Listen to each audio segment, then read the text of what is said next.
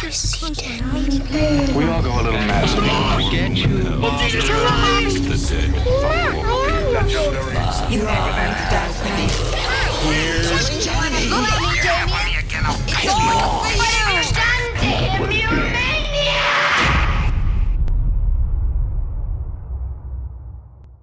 Hello and welcome to the Horror Hour, the place where we discuss, debate, and disagree on all things for this episode, Dragula. I'm one of the co-hosts here, Yutaka. Hello. I'm joined by my favorite, Yutaka, or my favorite, Liam. Sorry, I know. I got nervous. We're going with it. Are we turning me into Scarlett Johansson? Am I now a white Asian wonder? Hi!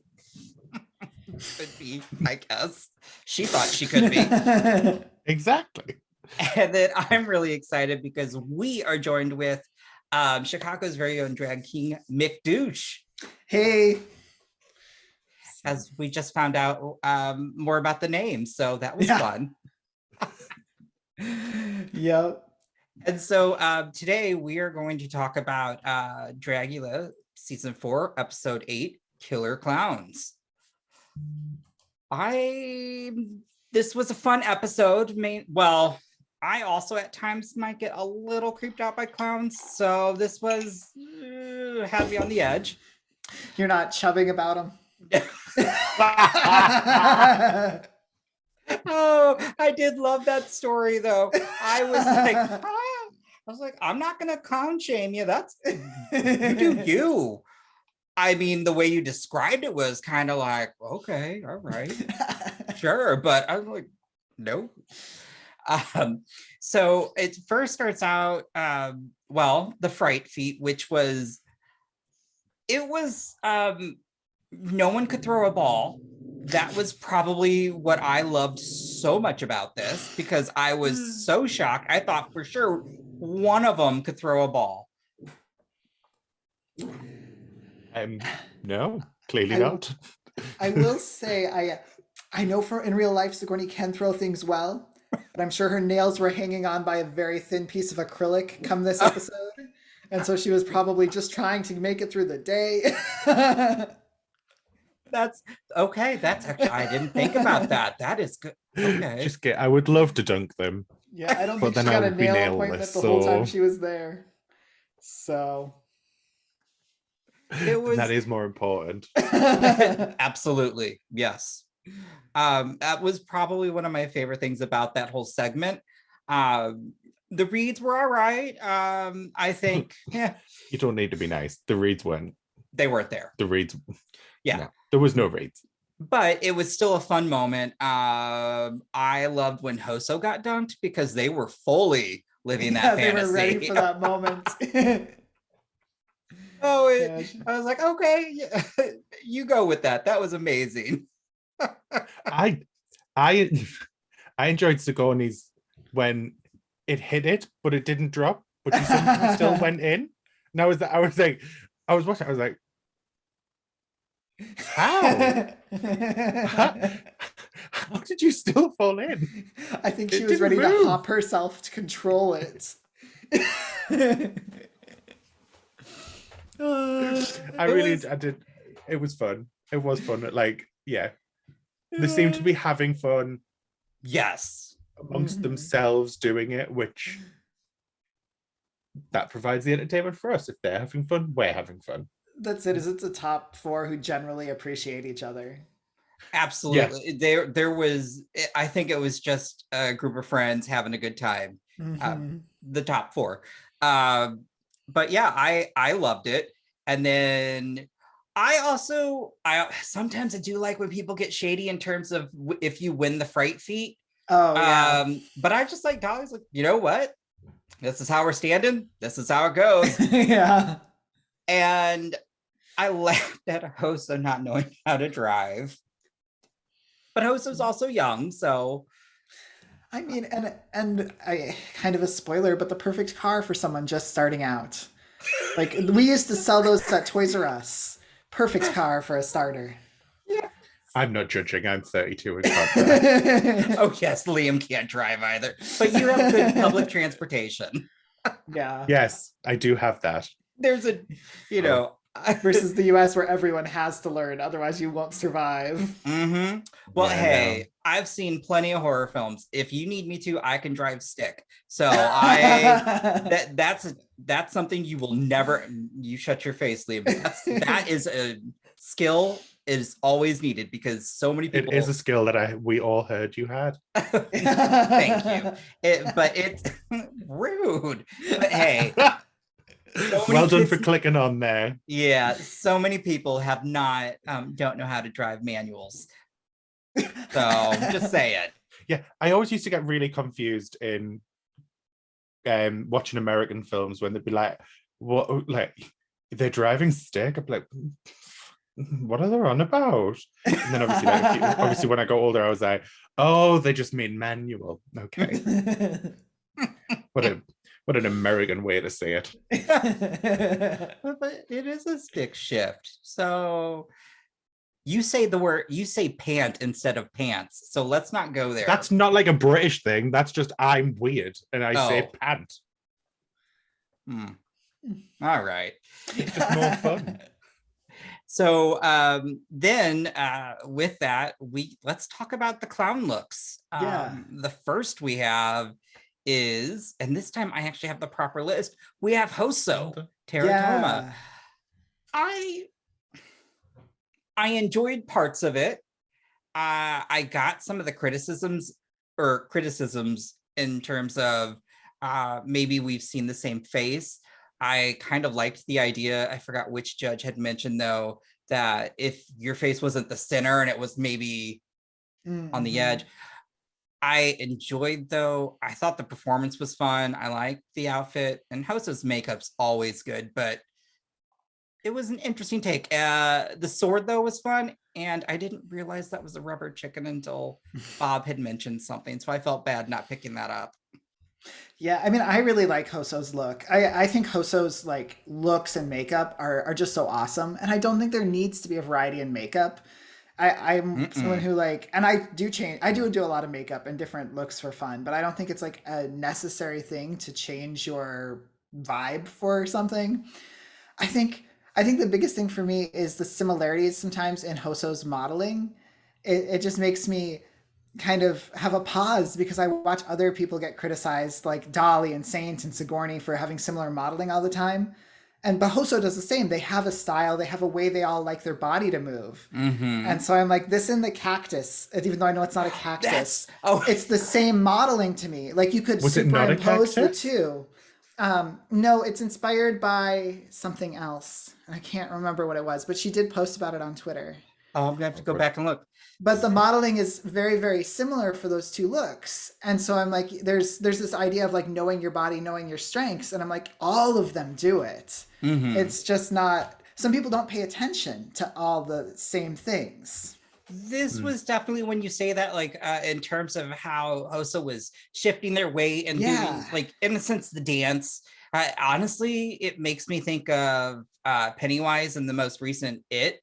That's kind of like how I saw Hoso's movements, but that is actually just like, that is like episode 3.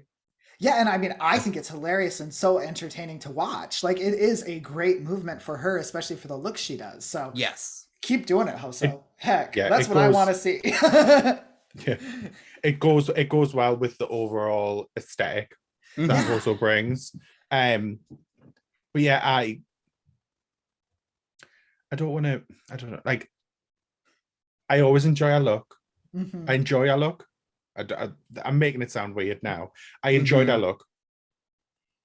I just didn't think it was one of Hoso's stronger looks in the realm of clown. Yeah. It didn't read clown to me. And yeah, I wasn't a fan of the faces. I will say I do love that. Something that I love about Hoso, and same thing in terms also as we saw Zava and some of their art, is I love that they bring their culture into it. And so that's why I've been very appreciative. Sometimes in my eyes, I might be a little lenient, but and that kind of goes to me just wanting to see, more. I want to see Asians represented more. And so I think that's kind of why obviously I'm biased, but I gravitate towards Hoso, but I will say this wasn't one of, in my opinion, their strongest looks, but I still loved it because again, I will say this top 4 it's a really good top 4. And as we talk about the other looks, it's hard to find things that I really dislike because it was a really good top 4. If we look overall in terms of all their looks, it just wasn't my favorite. Yeah. But I still love Hoso to death. Absolutely. Oh yeah. And then next, I'm really excited because obviously it's Sigourney, but I loved watching Sigourney dirty the tights. Yeah. Yeah. Honestly, that's probably twofold. Partially to be filthier, partially because she hates dirty spaces. She cleans our house every single day. And so when she goes on a tour and she comes back, I usually hire a friend to help me clean the night before like a maniac. Because otherwise, the second she sets back in the house, she'll put her bags in our drag room and then begin cleaning. And even if I hire someone to help me clean and we scrub it down 9 out of 10 times, she'll still begin cleaning. Oh my God. Yeah, she has to clean every day. Oh my gosh. Oh, no. It was a smart idea, but it also, I was like, that's funny. And that's good to have that context. It was probably driving her nuts that it was not clean a month after they started. Now it makes sense. She was like, I'll just clean up your station. Which now that also goes back to when they kind of talked about how Hoso was love Hoso, but there's still just like a dirty station in terms of just a mess everywhere, which I could totally relate. But that was funny. And that's pretty hilarious. But the look, yeah, I loved just with, even though, you know, with the balloons there was a little mishap, but I still loved just that the silhouette in terms of like, you see the balloons, you see the hair and the outfit, and then the way it opens up, and that's one that we really did just like part out random pieces to the community and just had them not really know what they were doing. So like let me see how many people are involved in that. 1, 2, 3, 4, 5. So including Sigourney, 5 different people worked on some aspect of that look. Oh, wow. So yeah, like the puppet is handmade by a guy out here in named Connor Konz. And he's also like a drag performer, but does amazing like puppet building stuff. And so we were like, can you make this? Like, and so that was a project of his. He also did the bolts that then I helped build into pasty spinners. Oh my gosh, that's amazing. So Connor hand molded all the bolts for that. Now, wow. Yeah, and then like Roxie Mess out in Iowa City sewed the initial gown.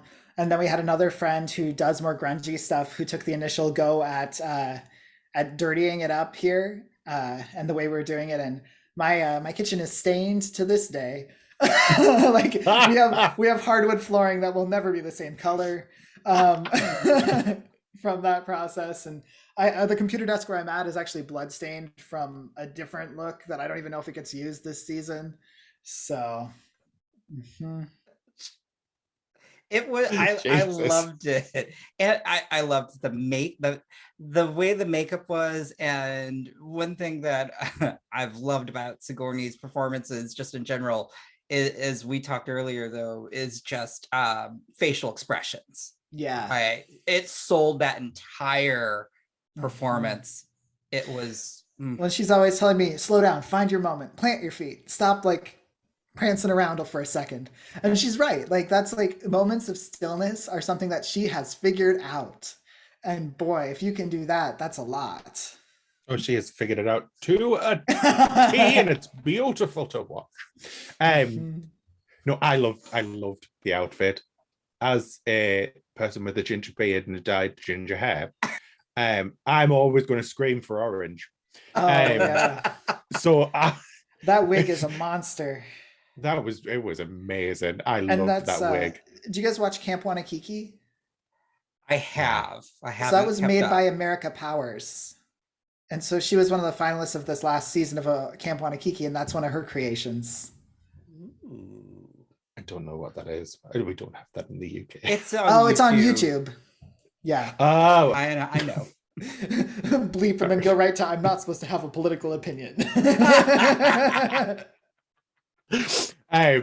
But no, yeah. Oh, just everything about the look, head to toe. I loved it.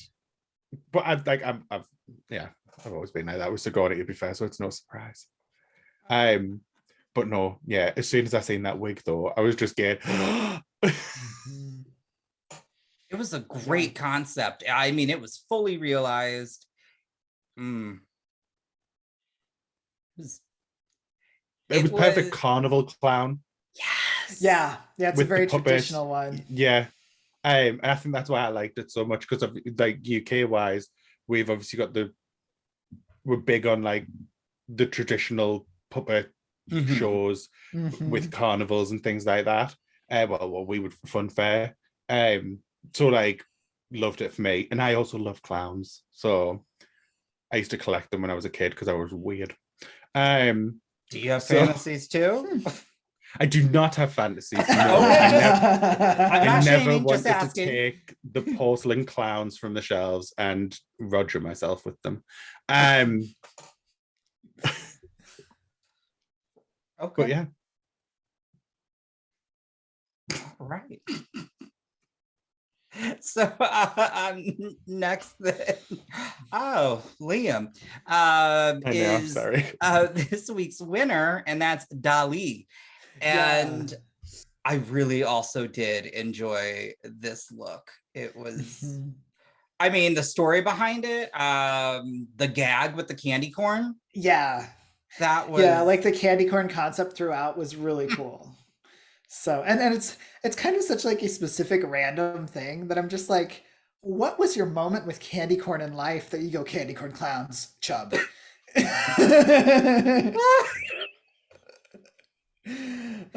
That's a very good question. I am kind of curious about that as well. Yeah.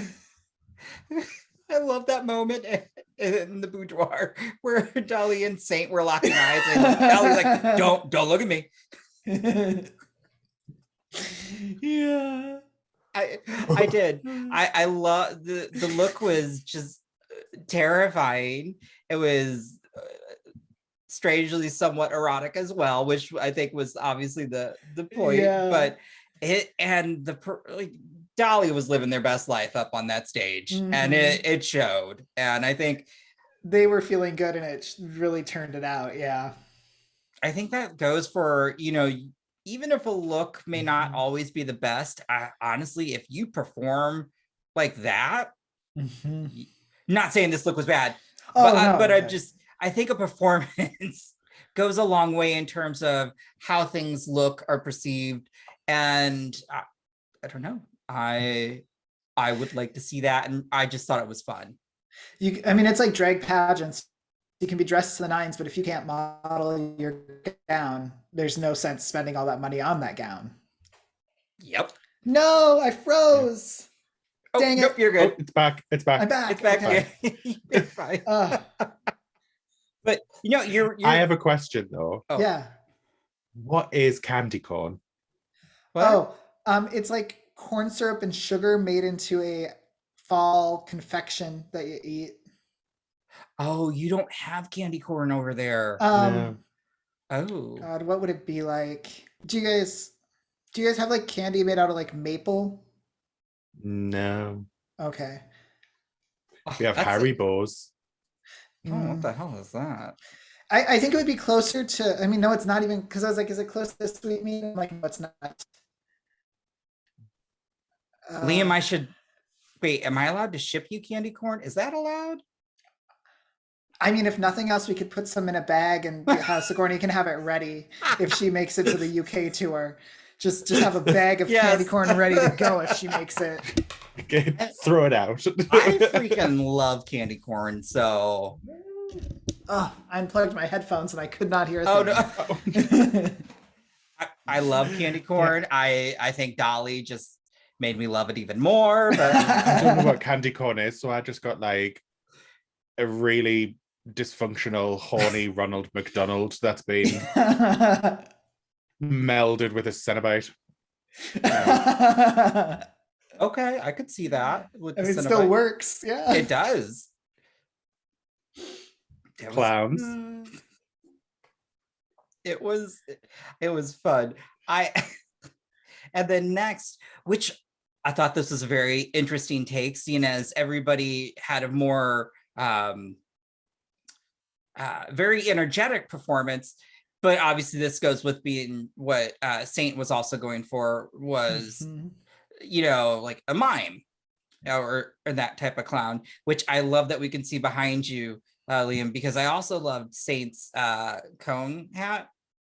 Crone head or cone hat, but that had like the teeth and the a little bit of like blood. But I enjoyed the look and I get the performance, but it was good. It just, I think, was kind of similar to some of Saint's other, I think the guest judges even, well, I don't think they were obviously judging in the moment. And so they may not have known from the previous challenges, but it kind of,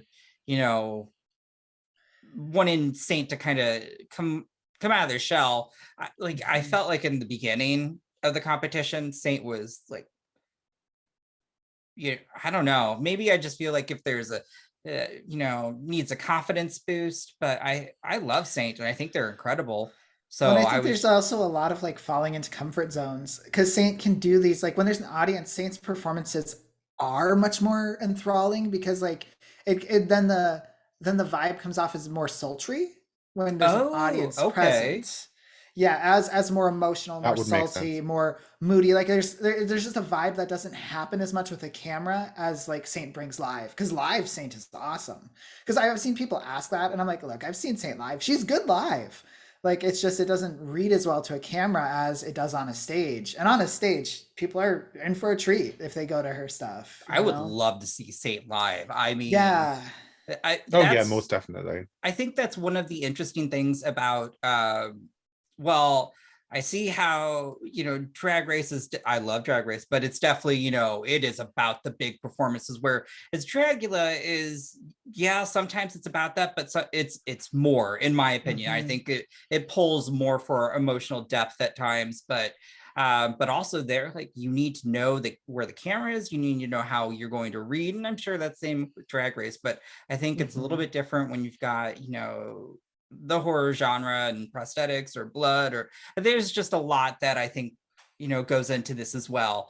And maybe that's part of it too, is how is it going to read on camera versus maybe if we were there and we saw that too. But I would love to see I think Saint's gorgeous. Well, so. And I think part of it too is like Resurrection did such a good job depicting the storylines that Saint thinks through for her characters that I don't know if they always show up in this format as well as they did on Resurrection.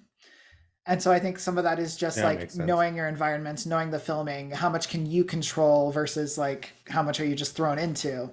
Because it just seemed like for Resurrection they were in their homes, they were in areas they knew, they were in home bars, and so it just led to a situation where they owned the space they were in quite literally. That's half true. The time.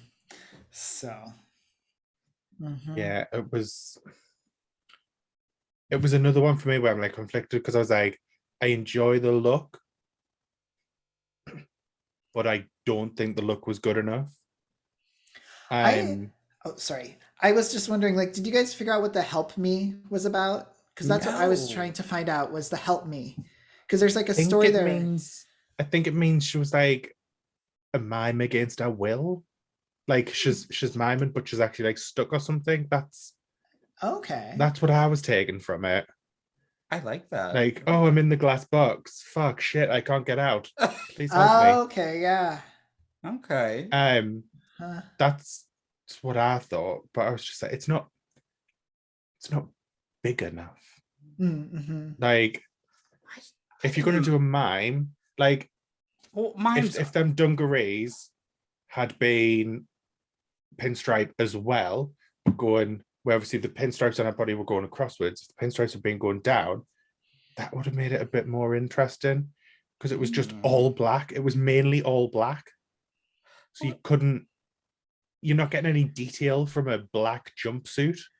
Well, and especially when you're up with so many colorful folks, and then you go to the more traditional mime look, it doesn't feel as exciting after that. Yeah. Yeah. And it's a shame because it's a good look. And if it wasn't being judged in that competition against the other people, it would stand out. It's the unfortunateness of what it's standing next to. Yeah.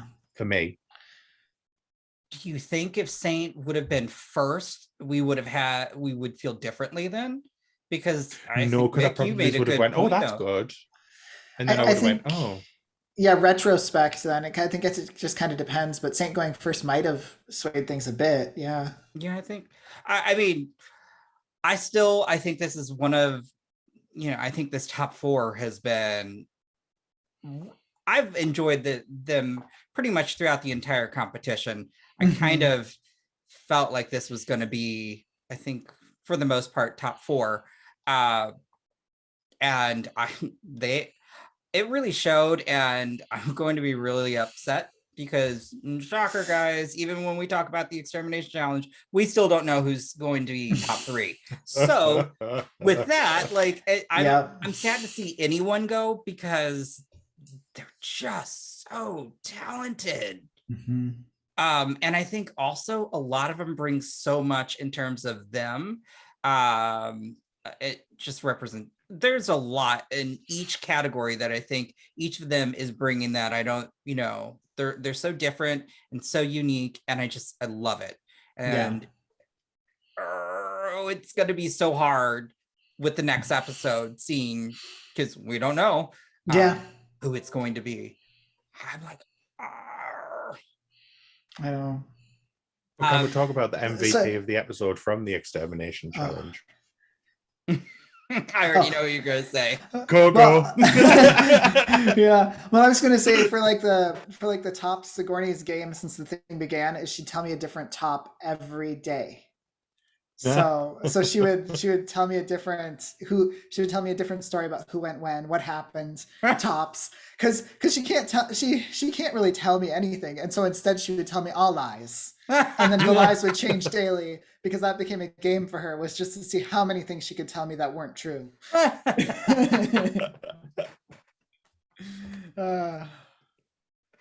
I ain't telling you shit. She told me she was out on episode 3, and she stuck to that story up until it was too late to keep denying it.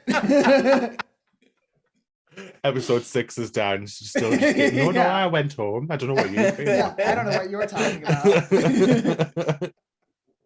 I like this Extermination Challenge. It was a lot of fun. And yes, Koco was the MVP. Voguing, and yes, I love Koco. Koco is just a presence, and I really enjoy them. And I love seeing the competitors come back a little bit, and kind of like, throw pies, all that. That was funny. And I mean, I'm sure they weren't going that fast because, go-karts can really go, but I'm just saying, man. It was pretty obvious it was sped up, however. I know, but not being able to, I'm just saying, not being able to see. Hey, come on. But I think my favorite thing was just watching Hoso try and drive. Yeah. I felt so sorry for her. Because honestly, when it first panned out and it showed you them all in the line, I was just like, is that an actual, like, because force perspective, you needed like a human to stand there next to it to realize it was fucking minute. So a child's ATV. Yeah. So I was like, oh, they thought they'd fucked Hoso over, but it's an actual quad bike. She's done here, like, eat a dust. But then obviously they walked up and I was like,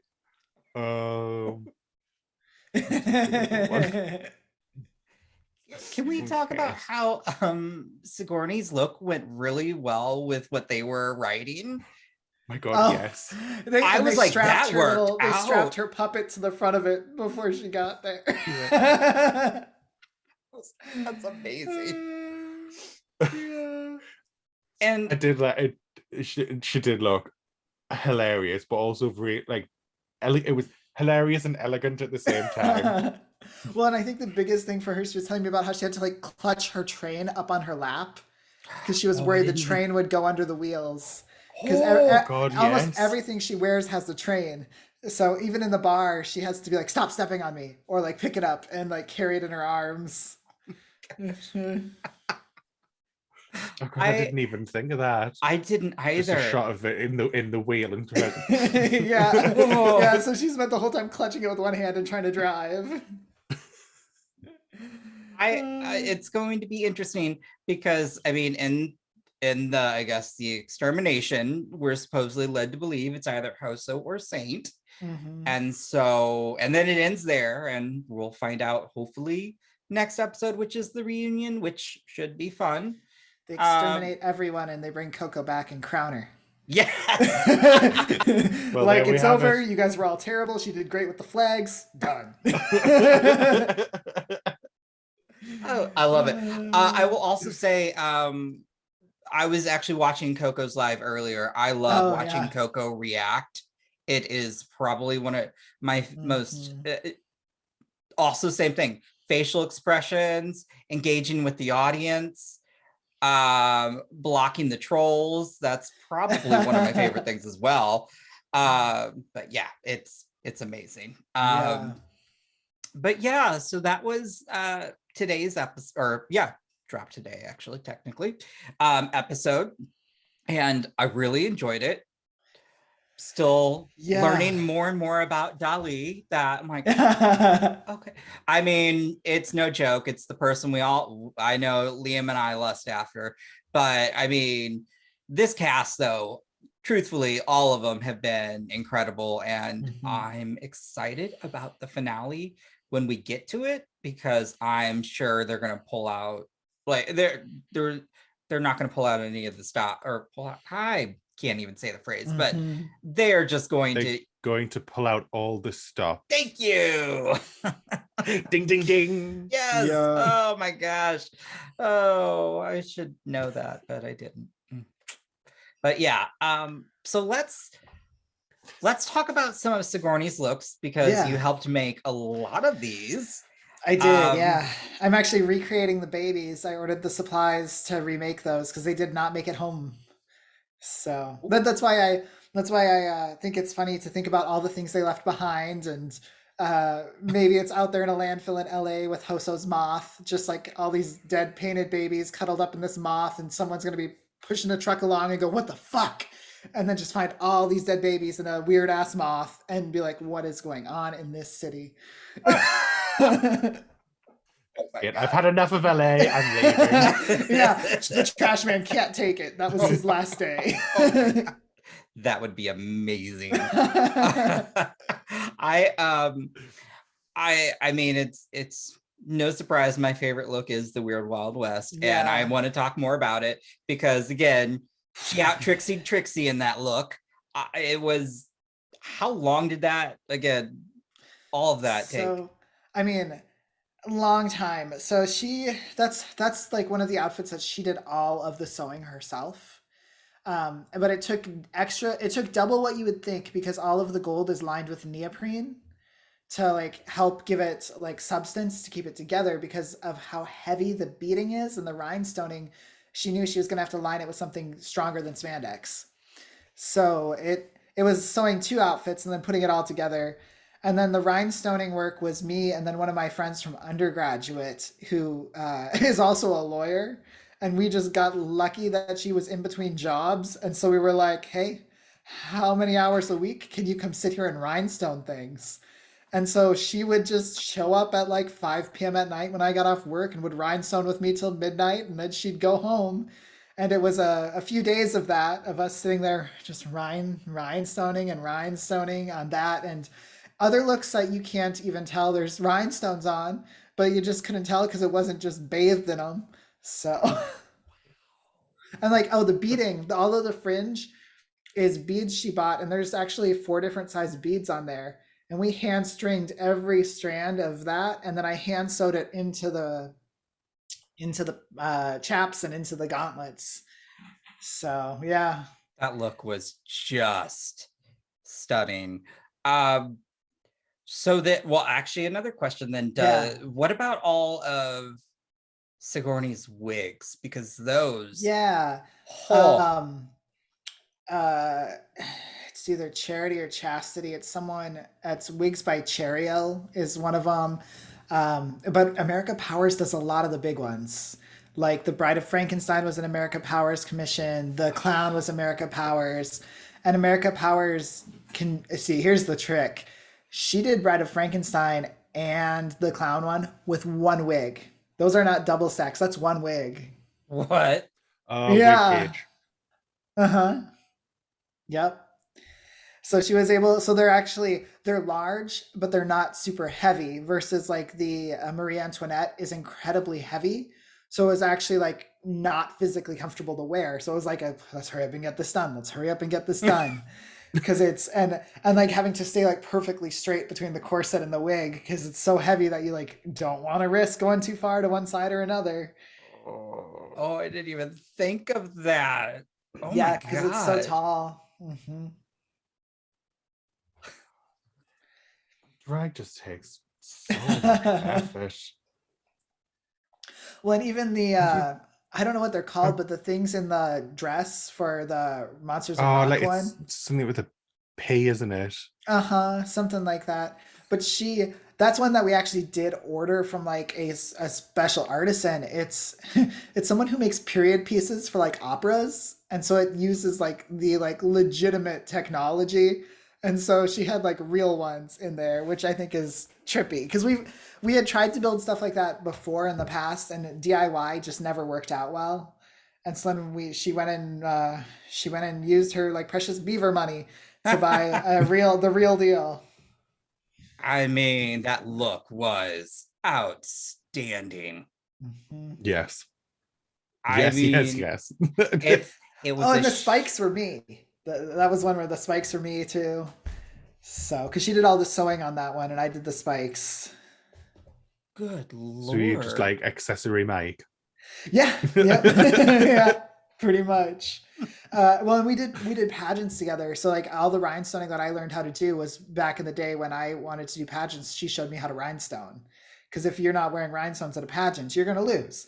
It doesn't matter what you bring for a look or a talent. You're not going to win. They don't care. They don't care if you can dance. They don't care if you're funny. They don't care if you can sing. They want to know how many thousands of rhinestones are on that look while you did those things. I mean, that's, yeah, okay. People don't go blind. Well, and I mean, and here's the really crazy thing. Like the rhinestones we used for the Wild West are great on that look, but they would be too low of quality to be used at major pageants like Continental. So like people will go buy Swarovski rhinestones and stone their entire gown in it.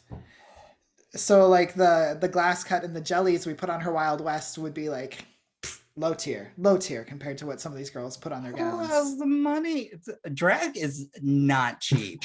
That's why you see people fundraise their pageant packages though. Is they don't have the money. So it's a community chipping in a lot of times. Or you pick up a few daddies and hope daddy likes to buy these things because that's the way. Because if you can win Continental, you're set up for forever with gigs, you know? And so that's part of it is it's basically a retirement plan because once you're a former Continental, you're always going to be able to come back for Continental. You're always going to have that on your resume. So it just sets you up that think about that. It sets you up that you can Tommy Ross and just be present and people feel honored to be there. So they're going to give you 20s. They're going to give you 50s. They're going to give you 100s because you're a legend at that point. If you win one of the big pageants. Okay. Yeah. And it sucks because like Continental is like the crown jewel. But neither Sigourney or I could compete to this day because they don't allow cisgender women, they don't allow trans men, and they don't allow non-binary AFAB people. Trans women and cis men and non-binary AMAB people are more than welcome. And so that's it. There's like a weird trans misogyny that happens within the gay community where even spaces that are open to trans women aren't open to other women. So... yeah, we've got a long way. I mean, obviously, we've got a long way to go, but that's interesting. Well, it's not interesting. It's sad. And it's believable. which is Well, and you would think it's- it's 2021, but I mean, Well, in some systems, like, gosh, I think it was EOY before they got rid of the category for women, cis women, had actually changed that category from being one that was for like AFAB, well, not cis women, because trans men would have been lumped in that category too. So AFAB queen category, they at one point did decide to open it up to anyone who was either AFAB or identified as a woman, but they had not yet opened up their like EOY Mr. category to trans men. But the only reason they had opened that up was because there was, I cannot remember her name to save my life, but there was one specific trans woman who was post-op who like stood there and fought them for like months, like fighting about that rule to like break down that wall. And everyone had high hopes that that was the end, it's going to go away. And then they eliminated the categories for AFAB people because they just weren't having enough turnout to pageants for their system. And it's like some are progressing though, because like Showman has opened up to like AFAB people in the Mr. category as long as they present mask on stage. I don't know if Showgirls opened up yet to cis women and non-binary AFAB folks, but you know, hopefully. And US of A as a pageant system, US of A is where Sigourney and I always competed. They still separate based on your sex assigned at birth. It doesn't matter your gender identity. It doesn't matter how much you pass. It doesn't matter what surgeries you've had. You're forever in that category. Even if your IDs have changed, your passport's changed. So unless you go like completely like under the radar, you're stuck with the sex you were assigned at birth. Which that's actually why she uses AFAB still, is because she is constantly segregated based on her sex assigned at birth, not even her gender identity. And I know sometimes people are like, why do you use AFAB? Say cis woman. And she's like, because Mick has the same problem and he's a trans masculine person. And it's like, so it's not just cis women, it's broader. Like, well, and like this is eye-opening. Actually, my favorite example with Continental is Gottmik would get turned away from Continental to this day because they don't care about anything beyond what you were born with. That's disgusting. Yeah, yeah. And here when you go, oh my god, this is so shocking. This is so shocking. But then you just think, is it the gay community? Although we like to preach outwards that we're so inclusive and we're so loving and we're this and we're that, we're not. We're just as flawed as everyone else, clearly, because we treat people within our own community like shit. So when I even think about the fat shaming that happens, like that's a whole nother like ball game of like Yep. I know. But you know, that's the thing is it's like I don't get it. But then again, I'm also not in the cool kid crowd of that scenario where I have this power that I suddenly wouldn't have in general society. So maybe I would see it differently if I was the powerful one in the scenario, but deprived power outside of the space. It's interesting. Honestly, even I would say growing up, you know, I was out since I was 15, but I didn't even know until obviously I was older how much at times even, you know, our clubs, our, you know, bars, they can be just as toxic. And so it's sad, you know, well, I think one of my favorite happened to me the other week. I don't know what happened to you. Oh, yeah. About that. That was outside of a gay bar. That's about a gay nightclub, but it's no longer a gay nightclub. They've changed their definition. They are now just friendly to all. That is now their new slogan. So it's a hipster bar that likes to act cool with the gays. It is it used to be a full gay bar, but then the rest of the Newcastle, from where I'm from, people found out that all their bars and nightclubs close at 4 a.m, but ours closes at 6. Oh, we have that in Chicago. Closes at 6 a.m. So and then you hop on the first bus home, because who needs to pay 20 quid for a taxi when you can pay £1 for the bus? I'm still upset that, well, not upset. I would be in bed. I would be passed out somewhere. 6 a.m. I'm old. That's just when we go back to somebody's house.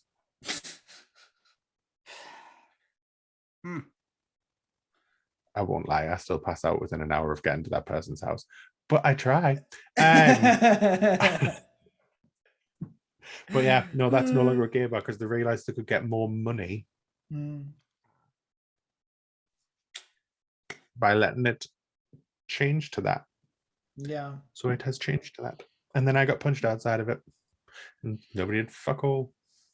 In Chicago, our strip of the gay bars is right next to Wrigleyville, which is where the Chicago Cubs play. So like big baseball, big bro scene. And everyone just kind of dreads when the baseball games let out because then they migrate through all the bars on the Wrigleyville side. And then if those bars are full, we get the overflow and the people who have been kicked out streaming over into the gayborhood. Oh. So, or the people whose girlfriends were like, I want to see a drag show. Oh no. And it's like, I mean, it's always fascinating though, because those are also the moments where the girls get impatient when she asks for ones and she'll just start tipping 20s. Because she's like, she's not going to wait for him to get her change. She's doing it and he's going to figure it out. Okay, bring them all in then. Yeah. Exactly. Yeah. I'm like, because it's like, those are the ones though, where they're like unintentional 20s because they're just, nope, like we're going to figure this out. That's funny. The tipping process is so confusing. Oh yeah. Oh, that I keep forgetting. Yeah, well, it's booking a rates thing are here. different in the UK too, because the UK tends to pay better booking rates than the US. Is that now because you guys don't tip in the UK even at the gigs? Yeah, we don't tip. It's never been a thing here. Mm-hmm. You just got paid. Just got paid. Okay. Yeah, and so like drag kings like add them all out that way.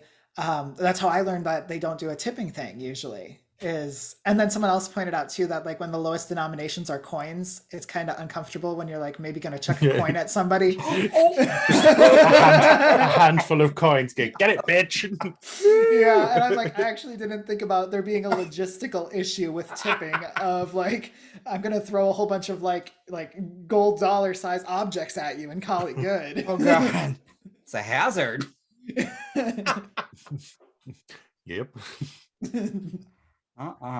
I do have to call out because I'm in St. Louis, so if it were a Cubs fan, nope.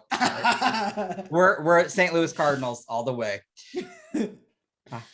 But I would also like to know then too, because you know, last season we did have Land Insider, and I think that was also really great to see. We didn't have a drag king on this year. I'm hoping next year, but also, you know, I think it would be good for folks to know that, I mean, drag kings don't get the same opportunities.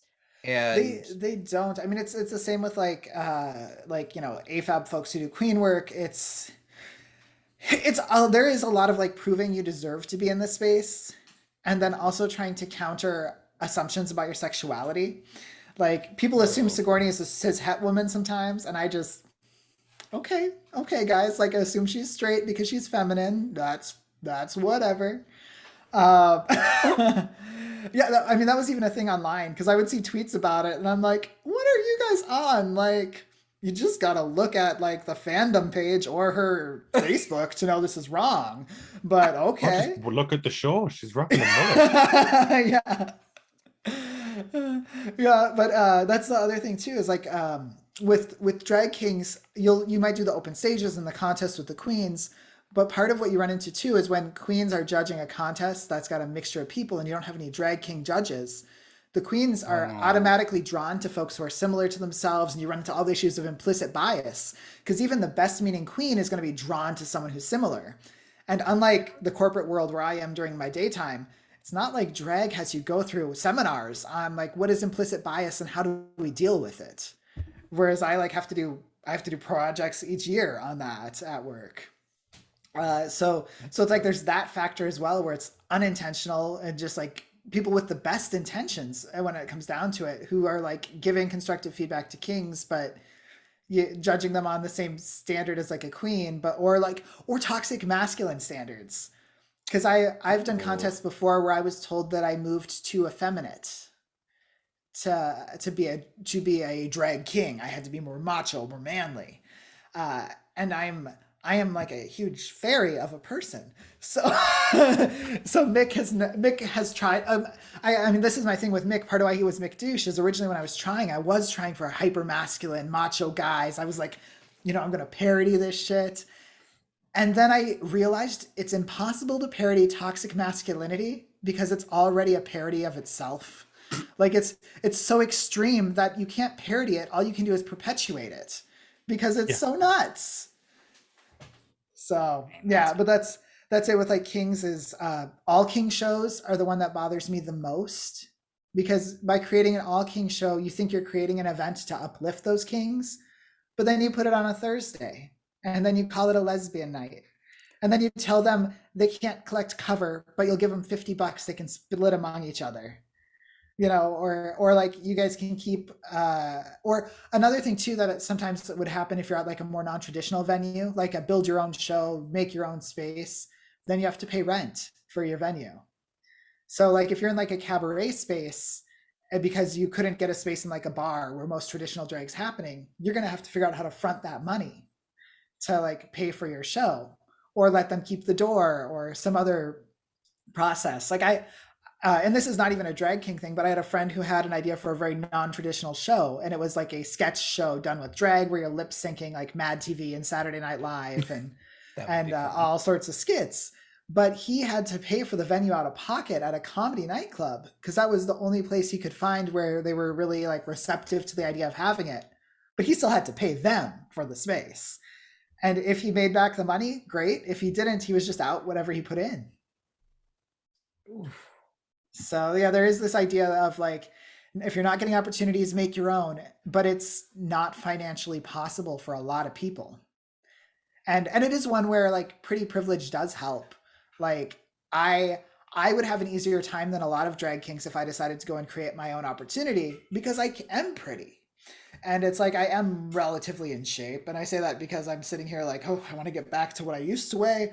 But compared to like a king who's like notably overweight, I get a lot of opportunities, and that's what's crazy. Is like you see that with like queens too, but with kings especially, like a bigger king, they're going to be stuck at open stage forever because people aren't going to book them, and it's insane too. And yeah, it's like it's their choice at a certain point is like become a good ballad king or just hope you learn how to do like something crazy for a stunt and hope for the best. So, yeah, it's mental that like all of the hoops that people have got to jump through. Yeah, just to entertain people. Like this is something people want. Provide it. Like yeah. Well, and part of it too is I will say competent hosts at drag shows go a huge way to making a better show environment. Like a host who makes a big deal out of Sigourney being AFAB or out of me being a drag king in like a negative way, like, oh, you guys don't see this often, oh, and like in an othering way, it doesn't get your audience ready. It tells them it's time for the smoke break. Yeah. That's something that would happen frequently. Like Sigourney, when Sigourney and I were title holders, we would perform at like the competitions for the other titles. And when they had announced our title, which was distinctly our category that separates you by sex assigned at birth, you would see the audience get up and go have a break.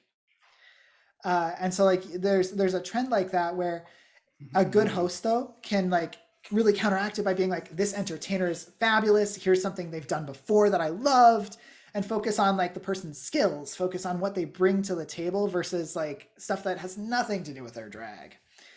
And I will say like there are some folks out there in the country who are really phenomenal at that, and there are also queens who are unafraid of raising drag kings for their children. Because I've seen queens who are like, I can't raise a drag king. I just can't do it. And then you have folks like .com down in Atlanta raising Percocets. And so now you have two phenomenal entertainers, but a queen raised a king and it didn't cause any issues for Perk. If anything, Perk is better for it because he wasn't limited on who he could learn from. I like that. Yeah. I mean, again, we've got a long way. Oh.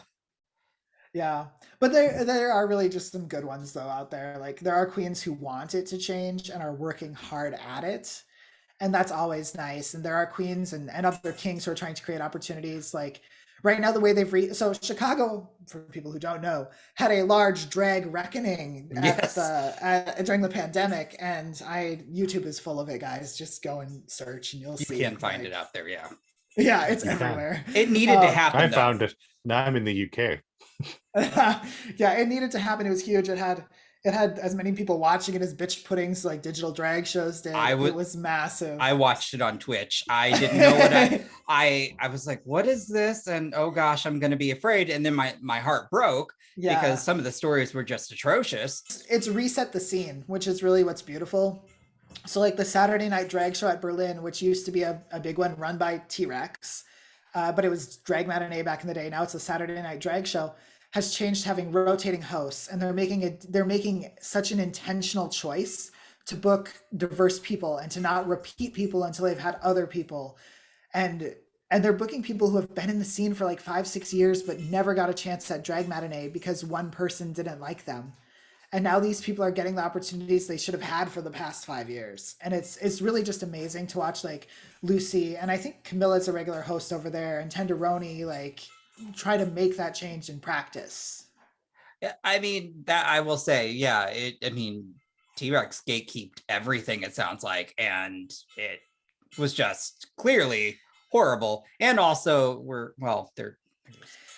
It's one of those where you can be a really good business person, but that doesn't mean you're a good person to work with. Yes. Because T-Rex, for all of her flaws, was a good business person. She just wasn't a good person that you'd want to do business with. Mm-mm. So, but it was, as a fan of drag, and to see this, I also my eyes were open to what I didn't see in a sense, but also like I love Lucy. There was just people from that I'm like, I want to support you and champion you for what you're doing. It actually sparked from Drag March for Change, which was Joe Mama's just decided, as all the Black Lives Matter protests were going, that they were going to do a Drag March for Change, like Pride back to its roots type of a moment, and do a protest. And then something happened when everyone was doing their speeches that like it just snapped, that they had had enough, and then they started talking about it, and then you just couldn't stop it. Like it was, I don't think anyone even planned for it to go the way it went, but it was the second that people had a mic and they were up there in front of thousands, just letting out everything that happened. And then it sparked the letter, and then it sparked the whole forum. And the letter, I mean, it was supported by so many Chicago entertainers who, like I was floored. And I think from that, I learned a lot about that scene. And then when they actually stopped collecting signatures, they were like, hey, we don't want to spread this further. Like, stop having people sign this. Which was interesting, is that everyone wanted to co-sign this. Everyone wanted to support this effort, which was crazy. So I'm like, there's people out there who never got the opportunity to sign that would have co-signed in a heartbeat had they had a chance. I'm glad to see that progress is being made from it, and that there are more opportunities. Oh yeah.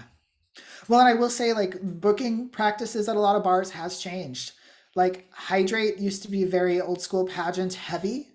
And then I think their management might have changed a little bit over the pandemic too, like many venues did.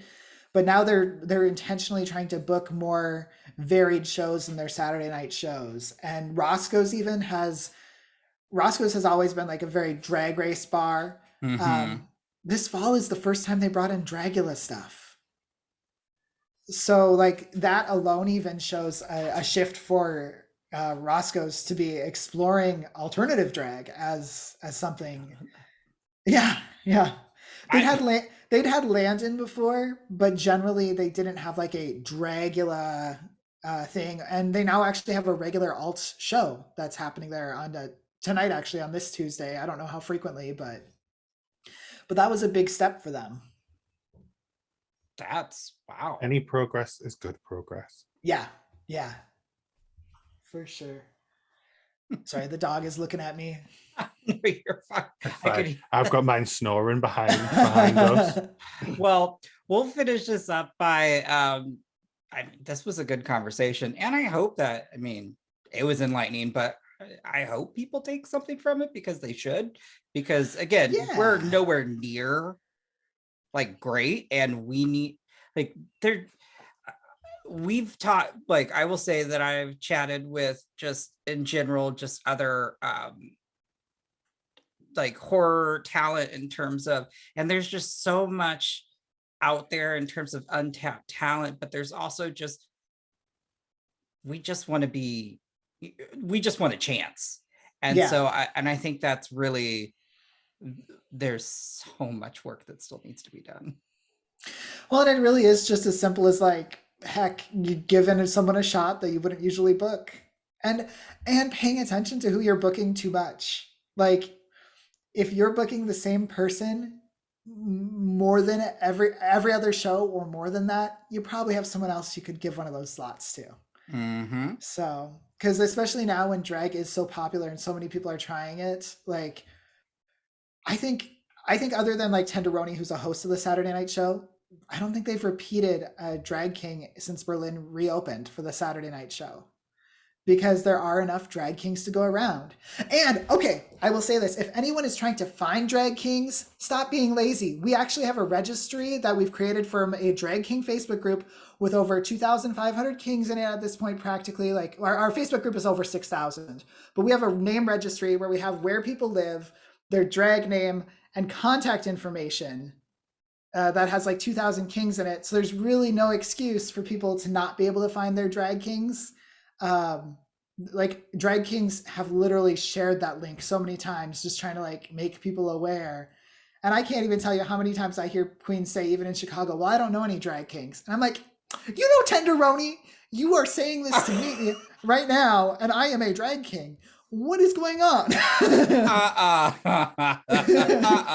I will ask for that link, because I was very unaware, but that way I will put that also in the description as well. We have UK kings on there too. Like, we have folks from Australia and New Zealand. I love Hercules. I have multiple kings that live near me, and I do see their shows, and I love their shows. Like, like, this is what me and Yutaka have always said coming into doing this. We became so close. Obviously, we live on opposite sides of the world. We became close, obviously, via online, because we made friends with a group of people on Twitter during the pandemic, of people who liked movies. Yeah. We then found out, obviously, that me and Yutaka had a love of drag that we both shared, which has then turned into find out, obviously, it wasn't just we enjoyed Drag Race, it was we enjoyed all drag. And I think that's what we wanted to get across in doing this, is we could have done something for Drag Race, but we didn't want to, because we were like, Drag Race has enough people talking about it. Dragula needs everyone talking about it. So we want to do something regarding Dragula that doesn't just discuss Dragula, but discusses every aspect of drag. They're trending today at number 5 on Twitter. I know. I was so excited. I mean, I am very much living vicariously through Sigourney with all of this, especially as someone who has like I'm a lawyer by day, so I'll never have the chance to audition for one of these shows. So this is like my moment, is watching in the wings and getting to see everything that's happening, and, you know, getting to like go to dinner with Landon, because Sigourney went to dinner with Landon. So it's like, it's moments like that where I'm just like, oh, this is awesome. That's so amazing. I saw they were trending, and I'm like, oh, and then they released I think Deadline reported it, but it's funny because I don't know how press releases work, because I'm like, well, I could have just shared the email they emailed me, but I don't know how that works. But either way, I was so happy to see it got renewed. And then I know we're going long, but I have a question. If you guys can meet anyone from any of the Dragula seasons, who would your number one person be? I'll tell you, mine is not Sigourney. I've already met them. Could meet. Bitch Puddin'. Yeah. But if it's could meet, That's tough because, well, see, I would say then, I know that honestly, because I've really enjoyed them and I love a good horror reference. And the fact that they came out there doing their own version of Leatherface, it has to be Saint, because that look was everything. I've seen Maxie multiple times. I finally got to meet Louisiana Purchase. Oh yeah. So sweet. Oh God. Yeah, I guess I'll have to go with Saint. Not that that's bad, but I'm just because I mean, you're hoping for an really obscure conflicted. one. Well, actually, I'll say Meatball. Meatball. Okay. I listen to their podcast Because to be all fair, the time because all right, I would have said Sig. But I was like, no, don't want to be. So yeah, no. Meatball or Vanda.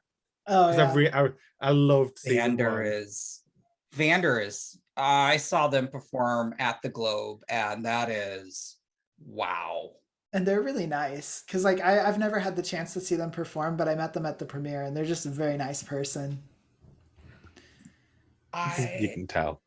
Like when Priscilla is my person who I'd want to meet. Sigourney promised that she'll make sure I meet Priscilla eventually, but Priscilla is my number one to meet. Okay. I loved Priscilla.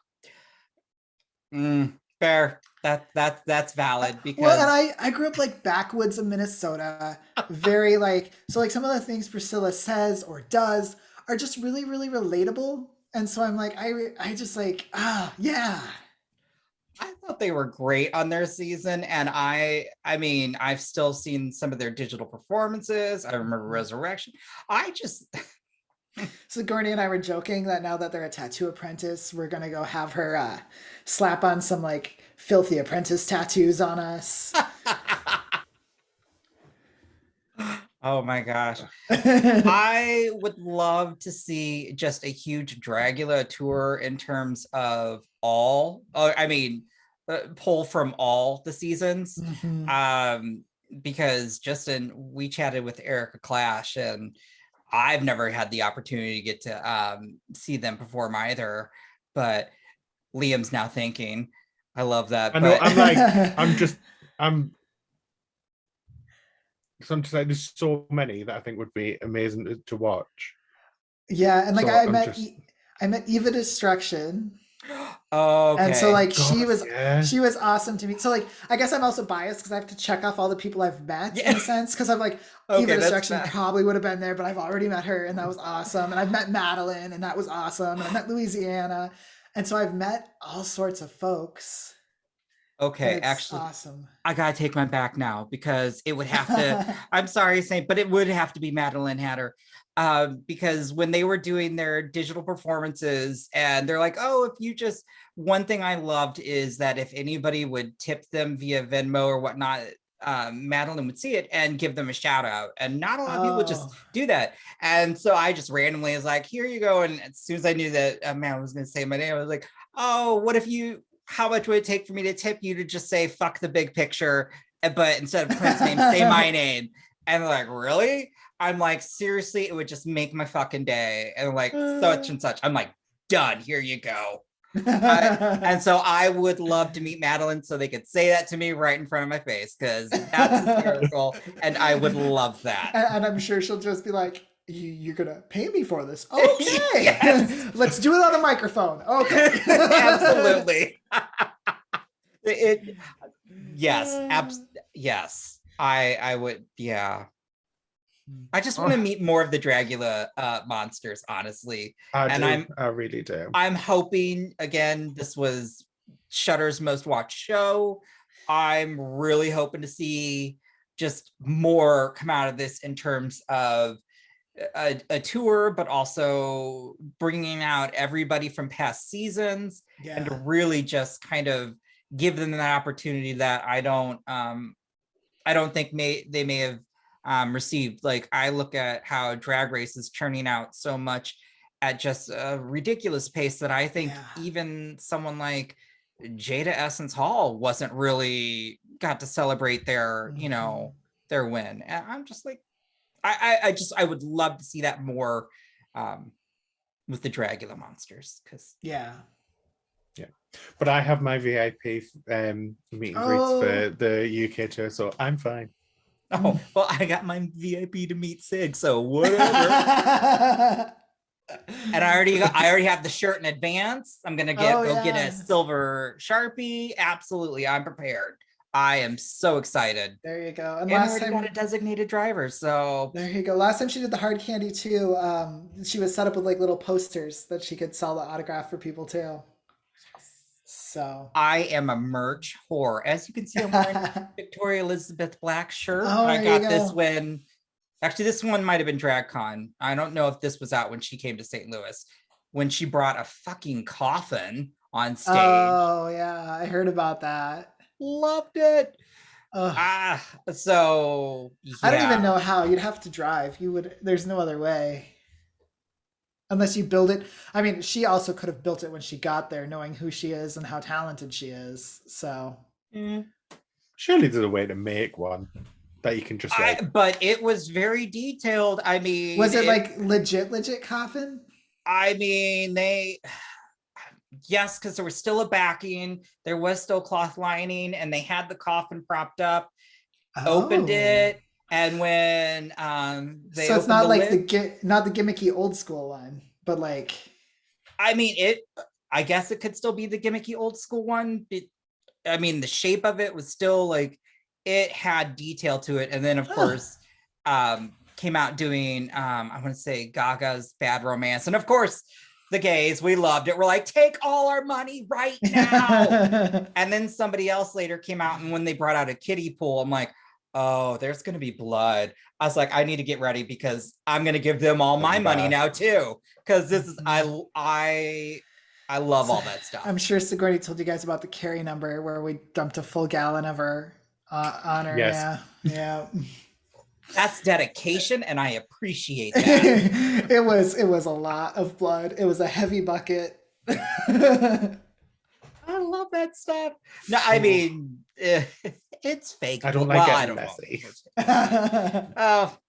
You know, I mean, it's a drag show. There's probably worse things on the floor.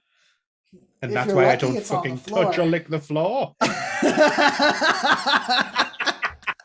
That's okay. That is very true. I remember the first time I ever went to a gay bar and I was wearing flip-flops, and somebody was like, that was a bad idea. And I was like, I didn't know any better. Learned my lesson. I mean, who wears flip-flops in public? You know, in the fucking beach sunshine. Hey, put on a I'm shoe. in the middle of the States. We don't have one. So when it's nice out, whatever. But fine, in your garden. Oh, so that's it. So pretentious over there. I might allow it to a garage. A what? Petrol station. Sorry. Oh, a gas station. A gas station. As opposed to a convenience store. All right. Well, I think we've kept you long enough. This has been really fun. Before we let you go, is there anything you want to plug? Because I also want to give you that opportunity. And then we'll be putting all your info on the screen down below and all that good stuff. I mean, I don't have anything to plug at the moment. I mean, I have like a show this Saturday, but this will probably air like right as that's happening. This will be out tomorrow or Thursday. I'm going to do my best on that. I have a show at the Call in Chicago, so if you happen to be around. But I'm someone who shows up like once in a blue moon, and I love it. Like, I am a proud drag hobbyist, and so you actually have to pay close attention to find me. I love that term, drag hobbyist. We're a podcast hobbyist, I guess, or not that. Yeah. Oh no, we're getting lucky. I mean, because people actually come on our shows, which we're blown away. Like, again, this is. I mean, you guys are nicer to talk to, and some of the requests are weird. Some requests for podcasts are real weird. After we end this, I do have to ask that question then, because now I'm very curious what people are asking. That is, that's weird. But with that, it's been a lot of fun. And, stay tuned. Next week is going to be the reunion, and it's, I'm sure, going to be interesting. And we're going to be joined with Hoso, Terra, Toma. So I think that'll also add to how interesting this will be. So I'm excited. So till next time, bye. Yay. Goodbye. You have been listening to the Horror Hour. See you next time.